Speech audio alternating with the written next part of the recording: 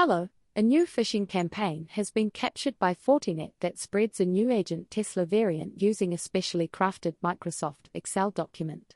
This follows the discovery of another phishing attack that uses ISO image filers to launch malware strains such as AgentTesla, LimeRAT, and Remcos RAT on infected hosts.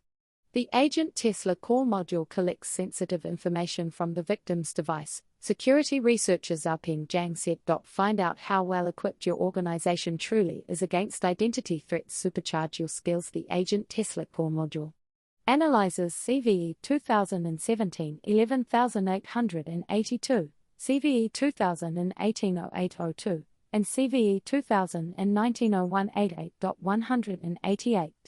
Meanwhile, in the realm of threat intelligence, Trend Micro reports that APT-34, an Iranian threat actor tracked as Talos-34, has been found to be involved in additional espionage activities.